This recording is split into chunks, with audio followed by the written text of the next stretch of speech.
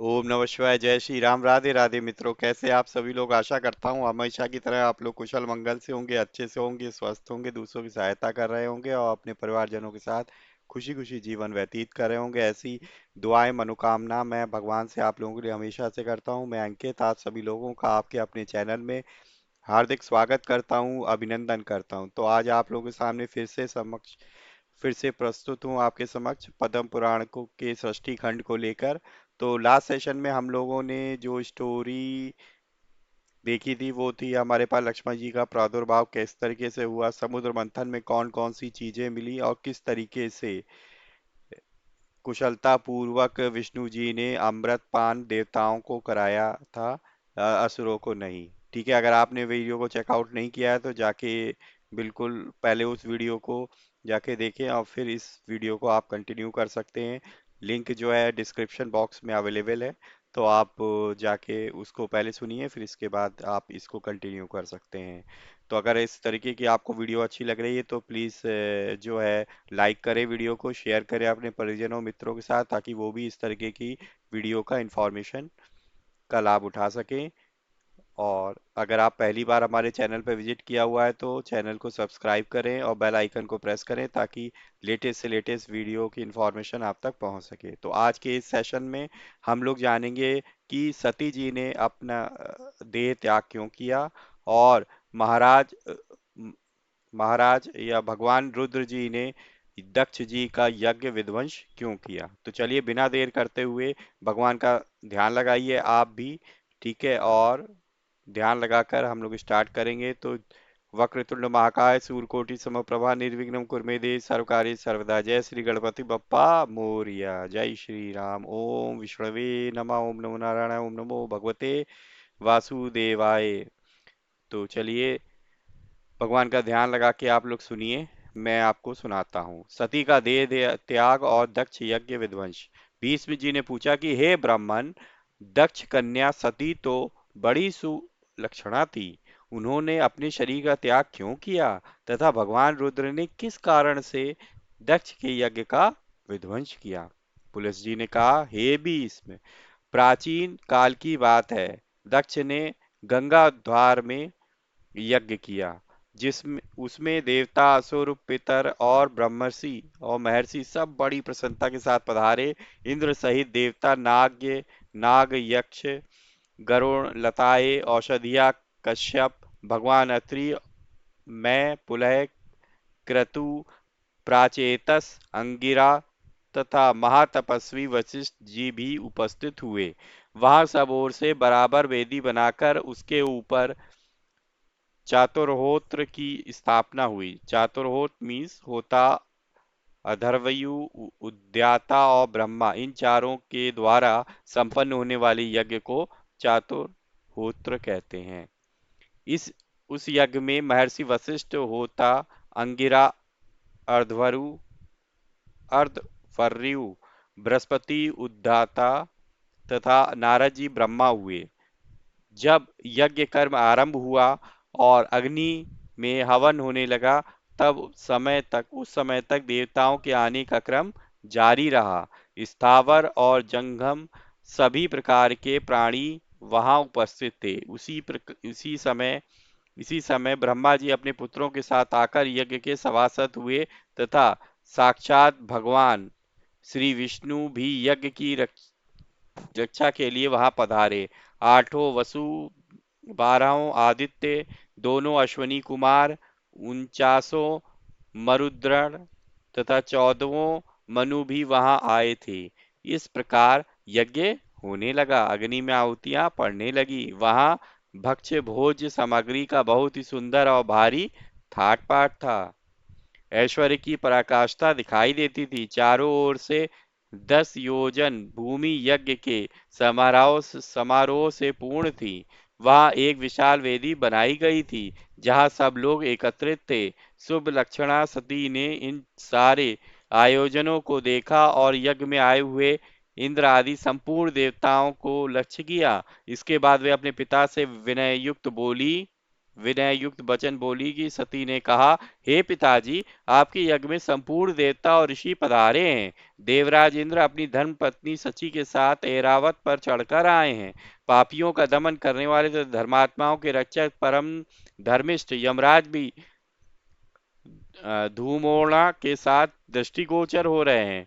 जल जंतुओं के स्वामी वरुण देव अपनी पत्नी गौरी के साथ इस यज्ञ मंडप में सुशोभित हैं। यज्ञों के राजा कुबेर भी अपनी पत्नी के साथ आए हैं। देवताओं के मुक्त स्वरूप अग्निदेव भी यज्ञ मंडप में पदार्पण किया है। वायु देवता अपने 49 गणों के साथ तथा लोक पावन सूर्यदेव अपनी भार्या संज्ञा के साथ पधारे हैं। महान यशस्वी चंद्रमा भी सपत्नीक आए हैं।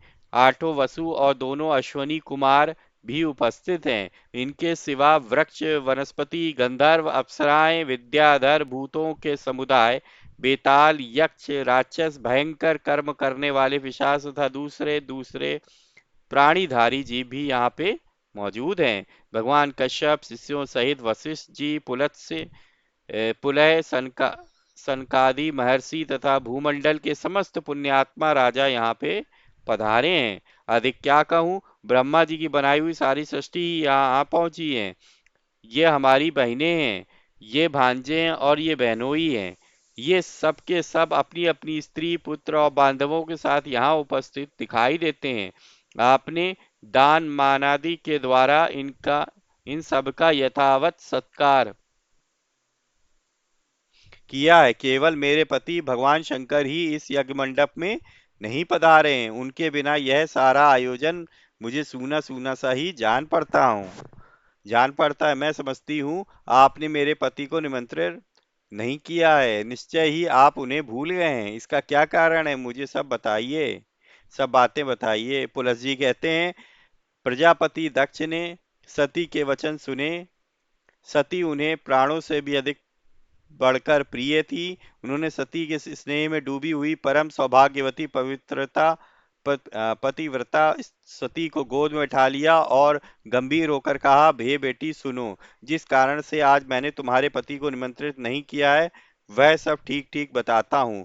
वे अपने शरीर में राख लपेटे रहते हैं, त्रिशूल और दंड लिए नग्न नग्न धड़ंग सदा शमशान भूमि में ही विचरा करते हैं। व्याघ्र चर्म पहनते और हाथी का चमड़ा ओढ़ते हैं। कंधे पर नरमुंडों की माला और हाथ में खटवांग, यही उनके आभूषण हैं। वे नागराज वासुकी को यज्ञोपवीत के रूप में धारण किए रहते हैं और इसी रूप में वे सदा पृथ्वी पर भ्रमण करते हैं। इसके सिवा और भी बहुत से घृणित कार्य तुम्हारे पति देवता करते रहते हैं। यह सब मेरे लिए बड़ी लज्जा की बात है। भला इन देवताओं के निकट वे उस अभद्र वेश में कैसे बैठ सकते हैं? जैसा उनका वस्त्र है, उसे पहनकर वे इस यज्ञ मंडप में आने योग्य नहीं हैं। हे बेटी, इन्हीं दोषों के कारण तथा लोक लज्जा के भय से मैंने उन्हें नहीं बुलाया। जब यज्ञ समाप्त हो जाएगा, तब मैं तुम्हारे पति को ले आऊंगा और त्रिलोकी में सबसे बढ़ चढ़कर उनकी पूजा करूंगा। साथ ही तुम्हारा भी यथावत सत्कार करूंगा। अतः इसके लिए तुम्हें खेद या क्रोध नहीं करना चाहिए। हे भीष्म, प्रजापति दक्ष के ऐसा कहने पर सती को बड़ा शोक हुआ। उनकी आंखें क्रोध से लाल हो गईं। वे पिता की निंदा करती हुई बोली कि हे तात, भगवान शंकर ही संपूर्ण जगत के स्वामी हैं। वे ही सबसे श्रेष्ठ माने गए हैं। समस्त देवताओं को जो ये उत्तोत्तम स्थान प्राप्त हुआ है, ये सब परम बुद्धिमान महादेव जी के ही दिए हुए हैं। भगवान शिव में जितने गुण हैं, उनका पूर्णतया वर्णन करने में ब्रह्मा जी की जिह्वा भी समर्थ नहीं है। वे ही सबके धाता, धारण करने वाले और विधाता, नियामक हैं। वे ही दिशाओं के पालक हैं।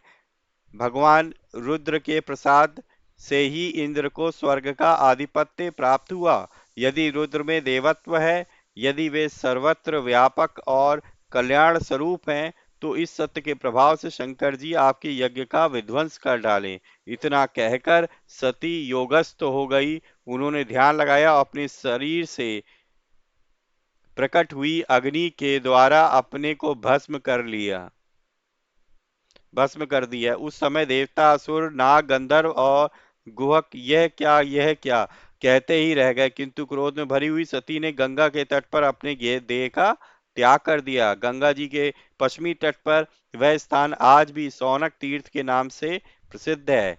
भगवान रुद्र ने जब यह समाचार सुना तब अपनी पत्नी की मृत्यु से उन्हें बड़ा दुख हुआ और उनके मन में समस्त देवताओं के देखते देखते उस यज्ञ को नष्ट कर डालने का विचार उत्पन्न हुआ। फिर तो उन्होंने यज्ञ का दक्ष यज्ञ का विनाश करने के लिए करोड़ों गणों को आज्ञा दी। उनमें विनायक संबंधी ग्रह, भूत, प्रेत तथा पिशाच सब थे।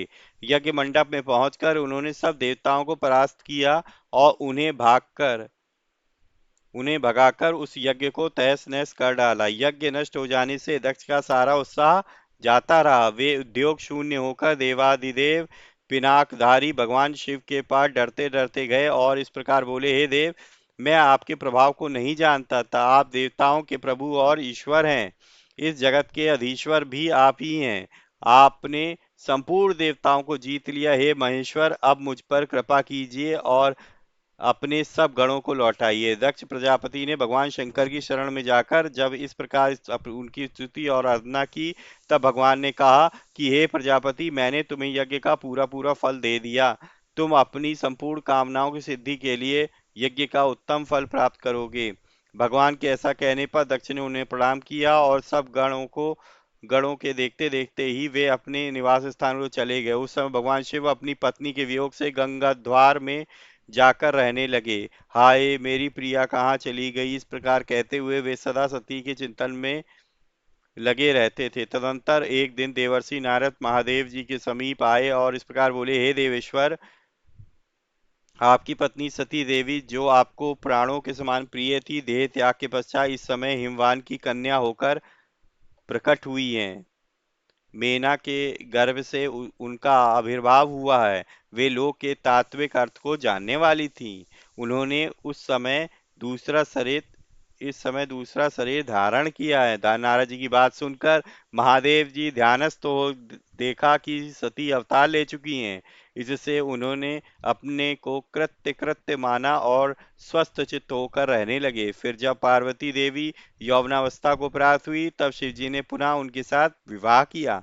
भीष्म हे भीष्म, पूर्व काल में जिस प्रकार दक्ष का यज्ञ नष्ट हुआ था, उसका इस रूप में मैंने तुमसे वर्णन किया है। तो दोस्तों, ये था हमारे पास आज की स्टोरी कि किस तरीके से किस कारणवश देवी सती ने अपना देह त्याग किया और यज्ञ नष्ट किया दक्ष जी का। तो नेक्स्ट सेशन में हम लोग देखेंगे देवता, दानव, गंधर्व, नाग और राक्षसों की उत्पत्ति का वर्णन की किस तरीके से देवताओं और दानवों, गंधर्व, नाग और राक्षसों की उत्पत्ति हुई थी। अगर आप लोगों को ये वीडियो अच्छी लगी है तो प्लीज़ जो है वीडियो को लाइक करें और ज़्यादा से ज़्यादा अपने परिजनों और मित्रों के साथ शेयर करें ताकि वो भी इस तरीके की इंफॉर्मेटिव वीडियो का लाभ उठा सकें। अगर आपने पहली बार मेरे चैनल पर विजिट किया हुआ है तो प्लीज़ चैनल को सब्सक्राइब करें और बेल आइकन को प्रेस जरूर करें ताकि लेटेस्ट से लेटेस्ट वीडियो की इंफॉर्मेशन आप तक पहुंच सके। और इसी तरीके से भगवान की भक्ति करते रहिए, अपने परिवारजनों के साथ खुशी खुशी जीवन व्यतीत करिए और हाँ, हमेशा की तरह किसी ना किसी एक पर्सन की हेल्प करने की जरूर कोशिश करें। तो मिलेंगे नेक्स्ट वीडियो में, तब तक के लिए जय श्री राम, राधे राधे मित्रों।